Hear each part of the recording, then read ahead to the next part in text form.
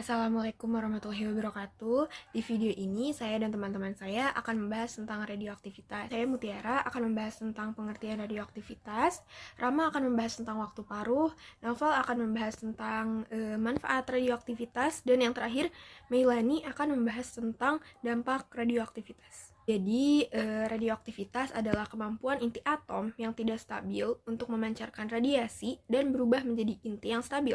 Materi yang banyak mengandung radioisotop disebut zat radioaktif. Peluruhan adalah peristiwa hilang atau pecahnya inti atom yang tidak stabil, atau berubahnya suatu unsur menjadi unsur lain. Yang kedua hal tersebut terjadi secara bersamaan. Radioaktivitas ditemukan oleh Henry Becquerel pada tahun 1896.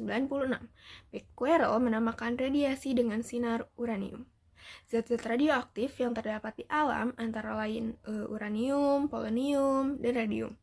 Beberapa unsur lain memiliki isotop yang bersifat radioaktif. Unsur tersebut disebut radioisotop. Halo guys, jadi aku mau menjelaskan tentang waktu paruh. Jadi apa sih sebenarnya waktu paruh itu? Jadi waktu paruh itu adalah waktu berkurangnya jumlah zat komponensial menjadi setengah atau berkurang menjadi nol. Nah, konsep waktu paruh ini sering digunakan tuh dalam konsep-konsep fisika dan juga kimia. Tentu saja dong biologi juga ada, tapi tidak sesering seperti kimia dan juga fisika. Gimana sih bang contohnya waktu paruh itu?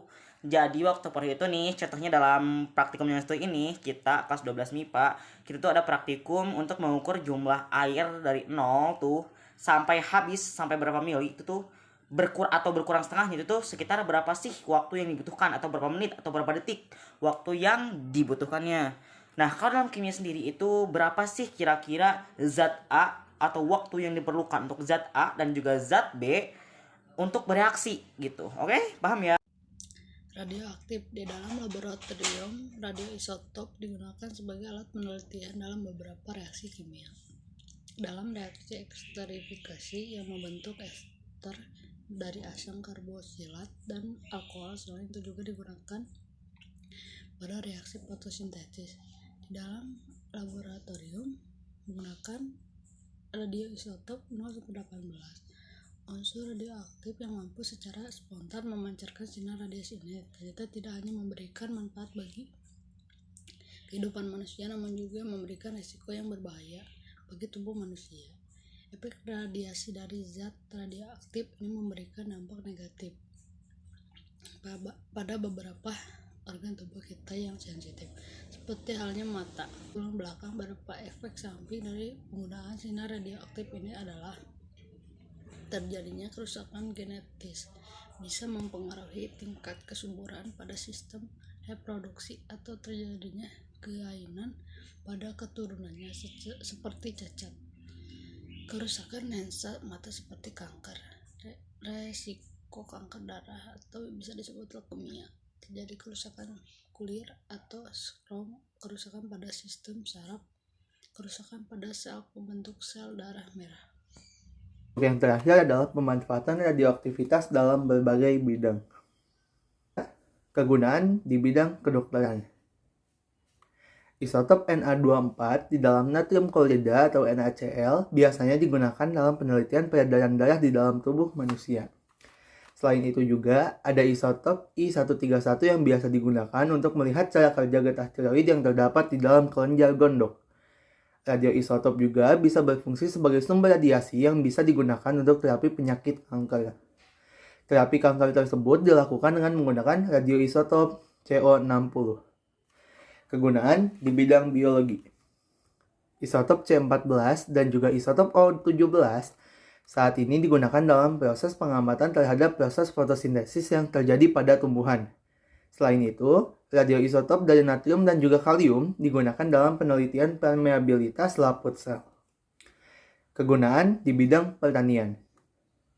Radioisotop juga berperan penting di dalam bidang pertanian. Isotop P32 digunakan untuk mengetahui cara pemupukan yang sesuai pada tanaman tertentu. Selain itu, isotop tersebut juga digunakan untuk mengetahui kapan umur tanaman yang baik dan siap diberikan pupuk. Selain itu juga, fungsi radioaktif pada bidang pertanian juga berfungsi sebagai memberantas virus penyakit yang menggerogoti tanaman, juga dapat mengurangi populasi serangga dengan menjadikan serangga jantan mandul. menghasilkan bibit tanaman yang unggul dan berkualitas dengan melakukan penelitian dengan menggunakan zat radioaktif. Hasil panen tanaman pertanian seperti kentang dan sayur agar tidak bertunas saat disimpan. Dan di bidang arkeolog. Bagi para arkeolog, radioisotop C14 digunakan sebagai petunjuk untuk mengetahui berapa usia dari fosil yang ditemukan, umur tanah, dan batuan juga bisa diketahui dengan bantuan unsur radioaktif. Kegunaan di bidang kimia. Di dalam laboratorium, radioisotop digunakan sebagai alat penelitian dalam beberapa reaksi kimia. Dalam esterifikasi yang membentuk ester dari asam karboksilat dan alkohol. Selain itu juga digunakan pada reaksi fotosintesis di dalam laboratorium menggunakan radioisotop O18. Kegunaan di bidang industri. Sinar radiasi merupakan suatu hal yang sangat penting di dalam dunia produksi industri. Sinar radioisotop yang dapat menembus logam padat dan membuat plat film menjadi hitam dapat digunakan untuk mendeteksi apakah ada keretakan dan juga dapat mengukur ketebalan pada benda-benda padat. Sejatinya, radioisotop digunakan untuk mengukur ketebalan kaca, mengukur ketebalan kertas, menjaga bahan produksi timah dalam pembuatan kaleng, untuk mengukur efektivitas oli dan aditif pada mesin. Terakhir, kegunaan di bidang hidrologi.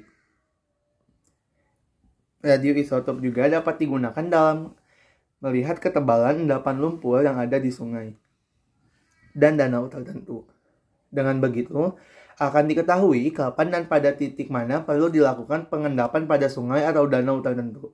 Selain itu, pemanfaatan dalam bidang hidrologi adalah berguna untuk mengetahui kecepatan aliran sungai, serta mendeteksi apakah ada kebocoran pada pipa air bawah tanah. Mungkin cukup sekian yang dapat kelompok kami sampaikan. Mohon maaf bila ada kekurangan. Wassalamualaikum warahmatullahi wabarakatuh.